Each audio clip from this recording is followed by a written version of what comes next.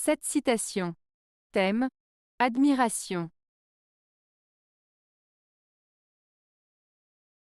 1. Adorer, vénérer dans l'espoir de quelque chose. Ambrose Bierce.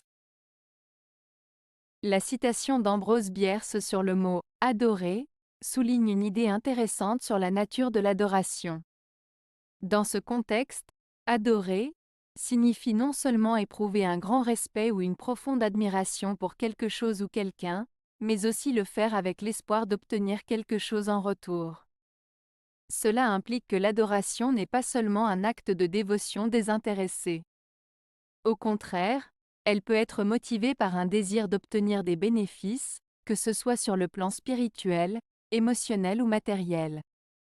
Par exemple, dans un contexte religieux, une personne peut adorer une divinité en espérant recevoir des bénédictions, de la protection ou des réponses à ses prières. Ainsi, cette citation nous invite à réfléchir sur les motivations derrière nos actions d'adoration.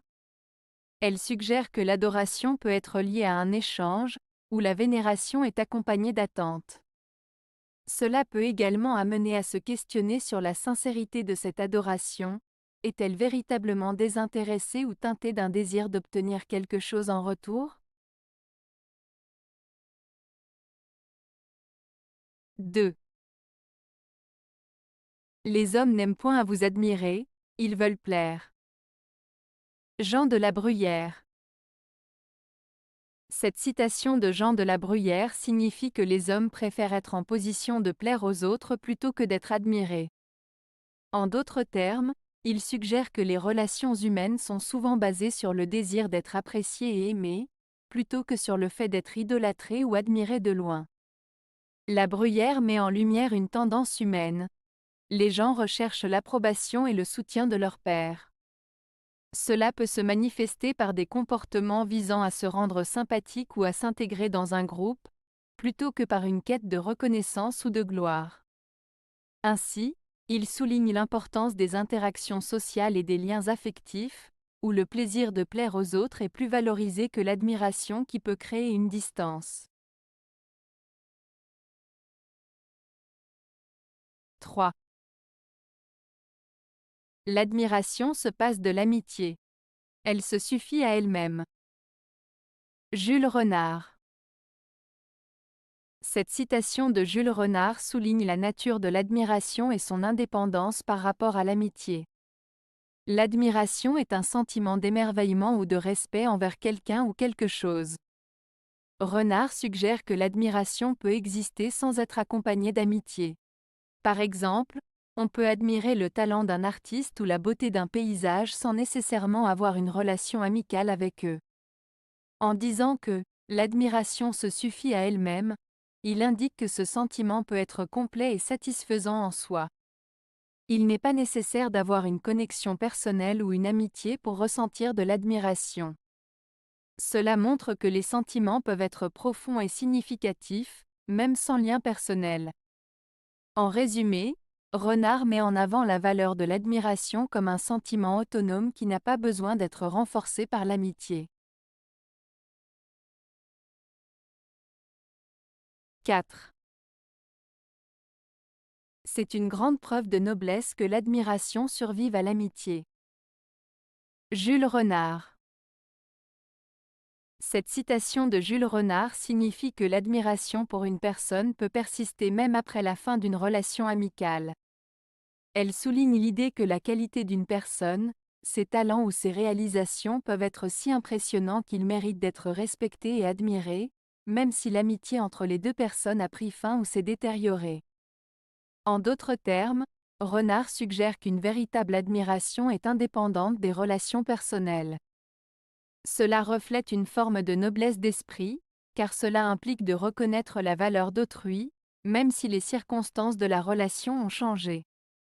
Cela montre également une capacité à séparer les émotions personnelles des qualités intrinsèques d'une personne. 5. Il n'est point de sentiment plus froid qui dure moins que l'admiration. Ninon de L'Enclos. Cette citation de Ninon de L'Enclos exprime l'idée que l'admiration, bien qu'elle puisse sembler intense et positive au départ, est en réalité un sentiment superficiel et éphémère. L'admiration se manifeste souvent lorsque nous voyons quelque chose ou quelqu'un que nous trouvons exceptionnel, beau ou impressionnant. Cependant, ce sentiment ne dure généralement pas longtemps.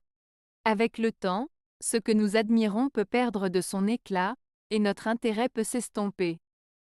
En d'autres termes, Ninon de L'Enclos souligne que l'admiration ne crée pas de lien profond ou durable. Elle est passagère, contrairement à d'autres sentiments plus profonds comme l'amour ou l'affection, qui peuvent perdurer et évoluer.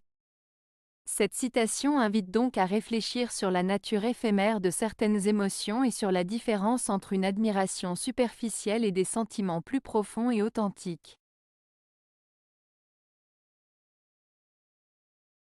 6. Quelqu'un qui admire a toujours raison. Paul Claudel. La citation de Paul Claudel, « Quelqu'un qui admire a toujours raison », souligne l'importance de l'admiration dans notre perception du monde. Elle suggère que l'acte d'admirer quelque chose, qu'il s'agisse d'une œuvre d'art, d'une personne ou d'un paysage, implique une reconnaissance de la beauté, de la valeur ou de la grandeur de ce que l'on observe.